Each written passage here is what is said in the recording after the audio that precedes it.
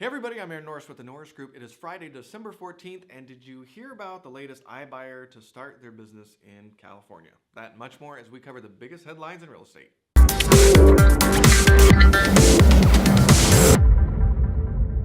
You won't want to miss the radio show on the podcast this week. We've got Bruce Norris and me, Aaron Norris, talking about a year in review and up-and-coming things like our January 26th report, California Real Estate on Borrowed Time. This time we talk about different real estate investors and their career and how they've approached the business a little bit differently. Everyone's a little bit different. What will Proposition 13 do for commercial real estate if it changes? And what did Proposition 5 do with tax deferrals? So we talk a little bit about the election and some of the bills that passed here in California. You won't want to miss that on the radio show and podcast. Serious delinquency and foreclosure rates increased in natural disaster areas but are down overall in all other areas, according to CoreLogic.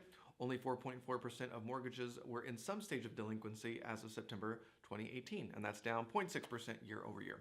The Mortgage Bankers Association reported mortgage applications increased 1.6% from last week, and the latest home value index showed home values increased 5.01% year over year. Forbes says real estate trends to watch for in 2019 include last mile warehousing. So you'll see a lot of delivery services trying to get a little bit closer to customers and a little bit of a hub and spoke kind of model. So watch out for that. Underutilized neighborhood assets, condos and vacation homes as investments, but I'm going to disagree here in California. I think we're going to see a lot more regulation. Opportunity zones, 2019 is when regulation is supposed to get a little bit more clear on how that's going to work. Class B industrial real estate. The Bahamas, which is interesting. New York City's Lower East Side actually just stayed there this year, and it is booming. I couldn't believe how much was going on, so that was interesting. Skid Row in Los Angeles. I don't like this one, and I highly recommend you visit it at night to see why. And then Kansas City. Want to keep your tenants renting year after year? Well, you might want to understand why they don't want to move and how to make them stay in place. Doorstep, which is a Realtor.com company, gives us 4 proven ways to keep them coming back year after year. Number 1 was welcoming. 87% of tenants who reported a good move-in experience had an overall positive experience about their rental. Number 2, building a community. High-quality tenants and effective screening can go a long way. So if you've got like condos, multifamily, if you put in bad neighbors, the good neighbors are likely going to move out, and then you'll just end up with horrible neighbors and horrible tenants. Don't want that. Number 3, handling rent increases. Tenants never feel increases are reasonable at all, and they think they should only come every 3 to 5 years and only go up 1 to 5% at that. Good luck with that. And number 4, add attractive amenities. The 2017 American Renters Survey asked tenants which in-unit amenities are worth paying a higher rent for, and 58% said a washer and dryer. They're staying forever.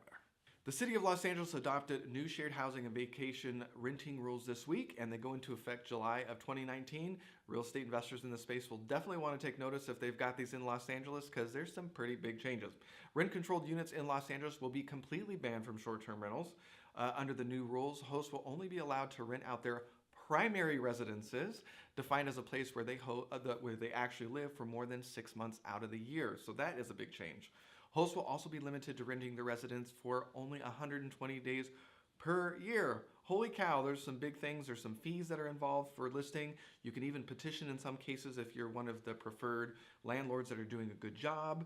You might be able to rent for more, but you're going to have to petition and probably pay some more fees. So if you're in LA doing these, you're going to definitely want to check these out. And if you've made your purchase based on calculations of renting these things out 365 days a year, ouch. A really great alternative, please see shared housing. We did a show about shared housing and co-living just a couple weeks ago with Shana Galboff. You're going to want to listen to that show. The story also says that there are roughly 23,000 vacation rentals listed in LA, and 10,000 are used exclusively for short-term rentals. I don't know how true that number is. It actually seems a little bit light, but I'm sure we're going to hear a lot more about this in 2019.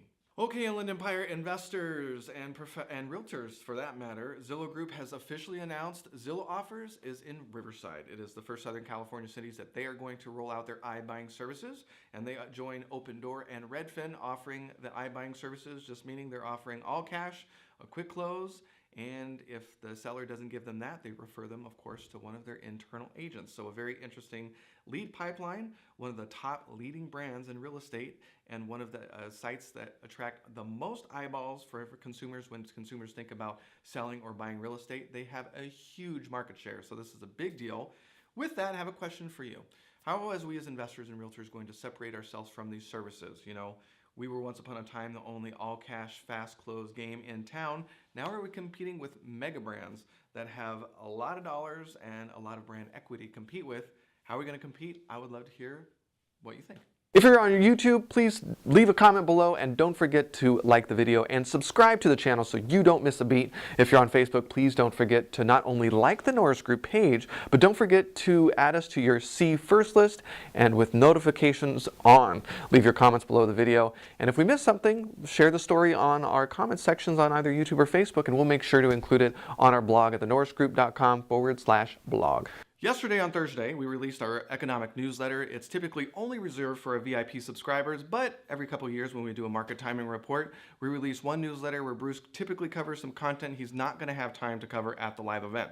So we released the newsletter, and next Tuesday, we're going to be doing a live webinar from 12 to 1. We'll post that information on our website. Check your email to download the newsletter or see the event on our page on our website under live events, and you'll get to see it there. So Tuesday from 12 to 1, hopefully we'll catch you there. We have room for about 500, so you're going to want to sign up early. We will record it and put it on the website later as well. January 2nd, 10 decisions to make before the next downturn with prosperity through real estate. That's going to be in Los Angeles. January 4th, I'll be doing technology trends and effects on real estate here in the Inland Empire. January 9th, 10 decisions to make before the next downturn. We'll be doing again in the Glendale area with Robert Hall and Associates at their 2019 Los Angeles Real Estate Summit. And then we'll be doing that same talk at OC RIA on January 17th. And of course, January 26th, California Real Estate on Borrowed Time. This is Bruce's predictions for the next few years and why he's warning investors to be very careful in the next few years. He believes long-term in the state of California, but the ride could be a little bumpy. For more information on that event, check out thenorrisgroup.com/TikTok. For more information on hard money loans in Florida and California, check out thenorrisgroup.com and hit that hard money button.